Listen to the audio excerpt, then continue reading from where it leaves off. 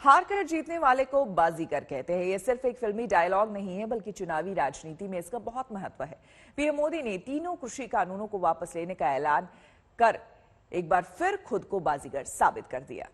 मैं आपको, पूरे देश को ये बताने आया हूं कि हमने 3 कृषि कानूनों को वापस लेने का, रिपील करने का निर्णय लिया है।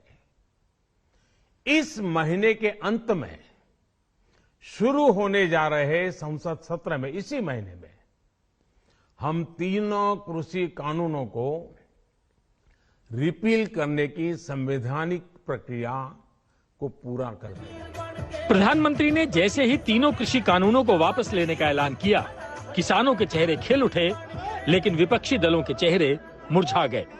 उसके ही नेताओं ने किसानों को क्या क्या नहीं बोला। आंदोलनजीवी, गुंडे, आतंकवादी, देशद्रोही, ये सब किसने कहा? जब ये सब कह रहे थे तो क्या हुआ? प्रधानमंत्री जी चुप क्यों थे? किसान इस बार इनका सफाया करेगा और जनता इन्हें माफ नहीं करेगी। किसान माफ नहीं करेगा। ये किसान इनको इस चुनाव में साफ कर देगा।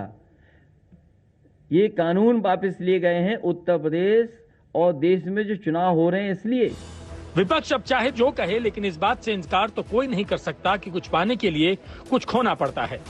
कृषि कानूनों को वापस लेने की टाइमिंग ही अपने आप में इस फैसले की वजह साफ कर देती है। अगले साल की शुरुआत में यूपी, पंजाब, उत्तराखंड समेत 5 राज्यों में विधानसभा चुनाव भी होने हैं। जाहिर है किसानों की नाराजगी मोल लेकर बीजेपी चुनाव में नहीं उतर सकती थी। ये हो सकता है कि हमारे स्तर पर कोई कमी रह गई हो कि हम लोगों ने अपनी बात को उन लोगों को समझाने में हम लोग कहीं न कहीं विफल रहे, जिसके कारण उन्हें आंदोलन के रास्ते पर आगे बढ़ना पड़ा था। वैसे तो कृषि कानून वापस लेने का फैसला किसान हित में लिया गया फैसला लगता है, लेकिन ये बीजेपी के हित में भी था। बीजेपी के खिलाफ पश्चिम यूपी में खासकर जाट समुदाय में जबरदस्त गुस्सा था, जो विधानसभा चुनाव में पार्टी के लिए बहुत महंगा पड़ सकता था। पंजाब में कृषि कानूनों को ही लेकर बीजेपी और अकाली दल का 2.5 दशकों से लंबा साथ टूट गया था। अब कानूनों को वापस लेने के बाद बीजेपी के सामने पंजाब में अपने लिए पुख्ता जमीन तैयार करने का मौका है। कृषि कानूनों के खिलाफ हरियाणा के किसानों में जबरदस्त नाराजगी थी। राज्य सरकार में शामिल बीजेपी की सहयोगी जेजेपी भी असहज थी। जो किया किसानों के लिए किया, जो कर रहा हूं देश के लिए कर रहा हूं। आप सभी के आशीर्वाद से मैंने मेहनत में पहले भी कोई कमी नहीं की थी। आज मैं आपको विश्वास दिलाता हूं कि अब और ज्यादा मेहनत करूंगा ताकि आपके सपने साकार हो सके, देश के सपने साकार हो सके। कृषि कानूनों को वापस लेने का दांव खेलकर मोदी सरकार ने एक तीर से 2 शिकार किए हैं। बीजेपी का डैमेज कंट्रोल तो हुआ ही, 1.5 साल से सरकार को घेरने के लिए बनाई गई विपक्ष की रणनीतियों और चक्रव्यूह का तोड़ भी निकल गया है।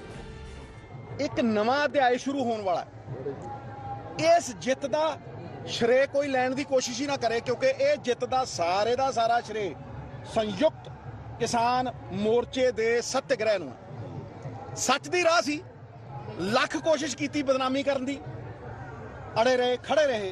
पंजाब असेंबली ने मैंने रेजोल्यूशन लिया के यूनानिमसली पास करवा के हमने गवर्नर को दे के आए थे कानूनों के खिलाफ। तो फैक्ट तो ये है, और अब कहने को कोई भी क्रेडिट ले ले, कोई भी बोल ले, फैक्ट इज कि प्राइम मिनिस्टर ने किया है और उनकी गवर्नमेंट ने किया है, और हम उनके बहुत धन्यवादी हैं कि उन्होंने किया है।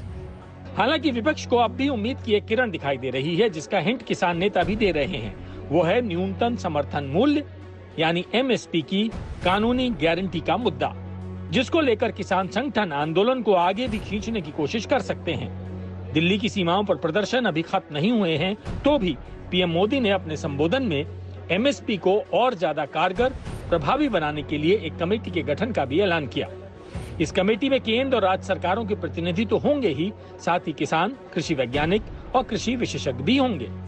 कृषि कानूनों के फायदे समझाने में नाकाम रहने के बाद अब कृषि मंत्री किसानों को मोदी सरकार के फायदे समझा रहे हैं।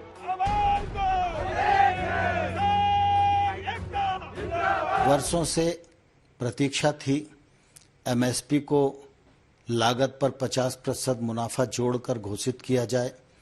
प्रधानमंत्री जी ने ये निर्णय किया, इसका लाभ किसानों को मिल रहा है। सिर्फ इतना ही नहीं, प्रधानमंत्री नरेंद्र मोदी जी की सरकार ने सरकारी खरीद को लगभग दोगुना किया। पीएम किसान सम्मान निधि योजना आरंभ की गई। 1,62,000 करोड़ रुपया इस योजना के माध्यम से किसानों की जेब में पहुंचाने का काम किया।